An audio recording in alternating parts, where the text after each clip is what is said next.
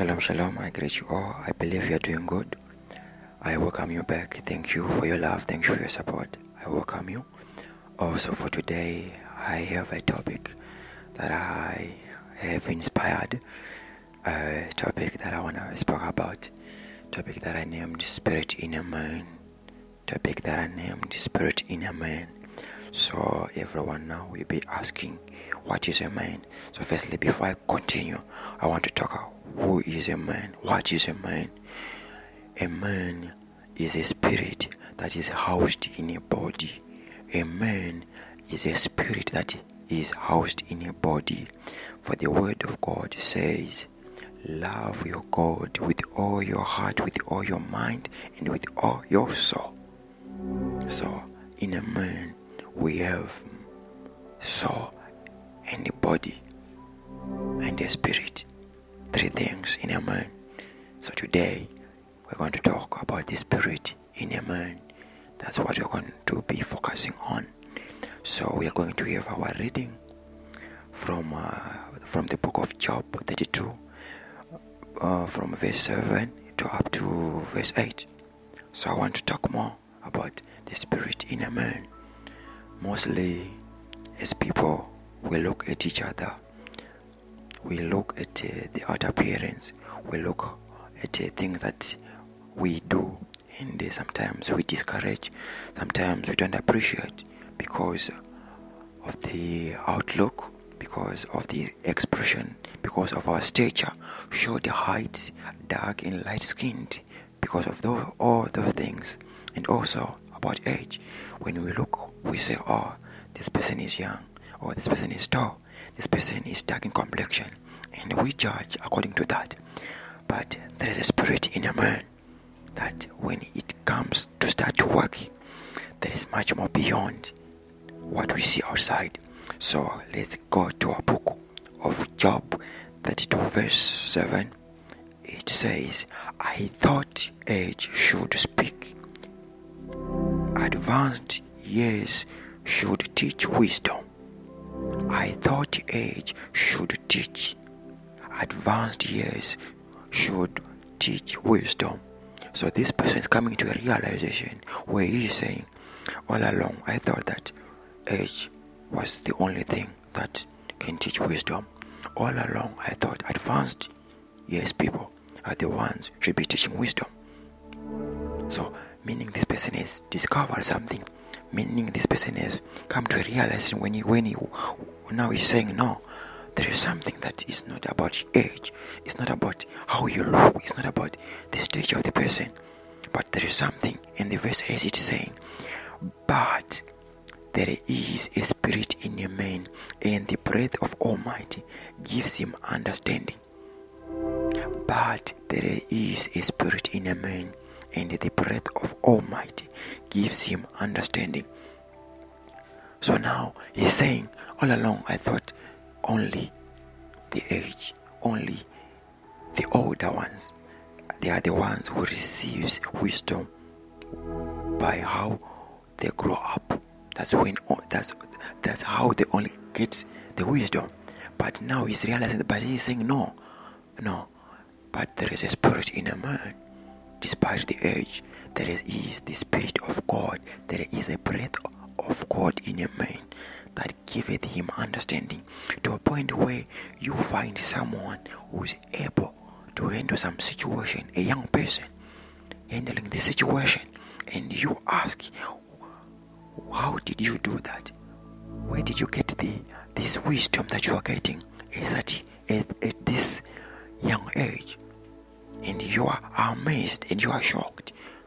And when you see someone is being used by God at a very young age, and you say, are you really doing this, or you are faking it, or you are pretending, or you are lying? You can't believe that, because mostly people, we are blinded. We only thought that age is the only thing that teaches wisdom. But we forgot that in a human, in a man, there is a spirit of God that gives understanding. So in you, you have a spirit in you.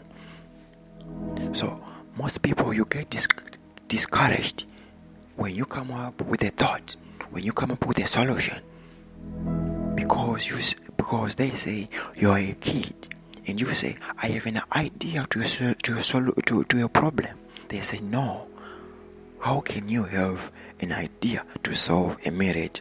How can you have an idea to solve this business issue? How can you be able to solve this at your age, with your stature?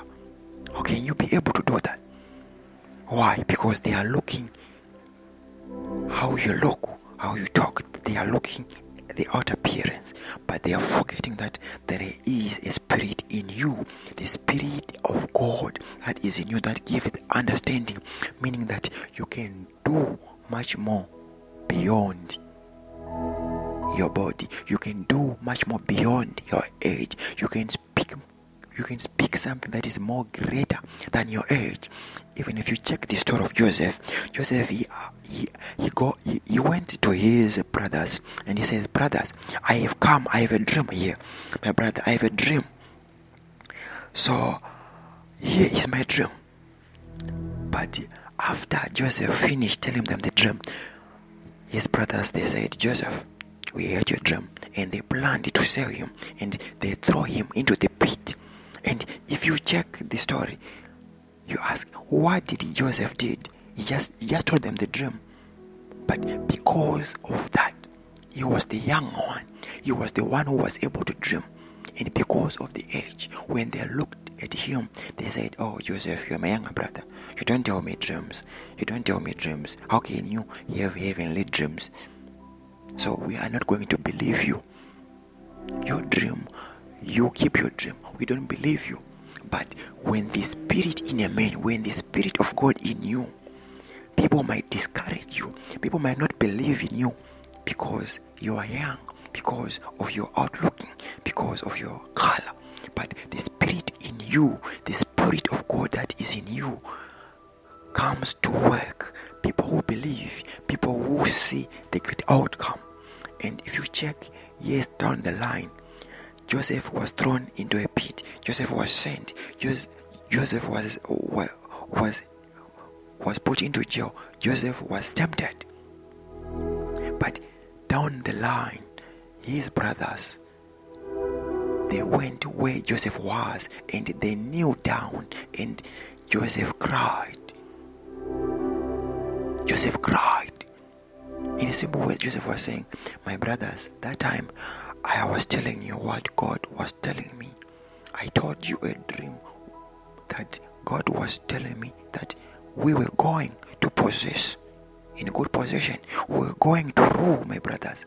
I was going to be in charge, and you are going to be following me. But because you looked at my young age, you looked at me and you say, you are my young brother, and you discouraged me. But you forgot that there is a spirit in a man. So I want to talk to you. I know that some point of your life, you have areas, you have time that you were discouraged, that when you want to help in a solution, when you want to give an idea about a business, when you want to give an idea, maybe a conflict, when you want to say something, you always that person that you are told that no, you are still young, you don't understand it. When you want to participate, when you say, I think you can do this, they say no, you are still young, you don't understand it. When you say, have you tried this way, they say, no, I appreciate your participation, but you are still young at this. But there is a spirit in a man. You might not know about marriage, but the spirit in you can give you an advice to help others. You might not never been in a great business, but the spirit in you, the spirit of God that is in you, that can give you understanding to a point where you are able to separate, to discern what is good and what is bad, to a point where you are able to do things that is beyond your age. Not because you are wise, not because of something, but because the spirit in you, the spirit on you, that is the spirit of God that is in you, that is at work. So you don't discourage yourself. Don't discourage yourself. I'm here to motivate you. Don't discourage yourself, because how people they see you, how people they talk about you, Don't ever discourage yourself. There's a spirit in you. There are things that you are able to do that is beyond your abilities. There are things that you do that is beyond your age. There are things that are able to do that is beyond your educational level. There are words that you say that is beyond your own understanding. Why? Because there is a spirit of God in you. You have a spirit of God in you. You have love that you have. And you forgive. And people, they ask you, how can you forgive after they did this to you? How can you forgive after they said what they said? How can you forgive after they hate you badly? But here is the story. There is a spirit in you, spirit of God that is in you that cannot render evil by evil. You have a spirit in God that is in you that you cannot do bad for bad. You cannot revenge. You cannot do it. And they call you weak because of that. And people, they say, you are too soft. You are too soft. How can you understand such things after they did this? Just push them away. But there's a spirit in you that cannot revenge. There's a spirit in you, the spirit of God that forgives. You have a spirit in you that comes from God that cannot do bad. You cannot do bad. You cannot enjoy watching others cry. You love, you forgive, you stretch your hand, you help those who are in need. And when people, they say you're doing that, they say you want to act holy, but it's not about acting holy, but it is the spirit in you, and you cannot control that. You cannot be like them, because the spirit in you is in charge. The spirit in you is in charge. The spirit in you is in charge. So we're gonna have our second reading from 1 John verse 4, chapter 4. It says, you are of God, little children, and have overcome them, because he is in you is greater than he is in the world.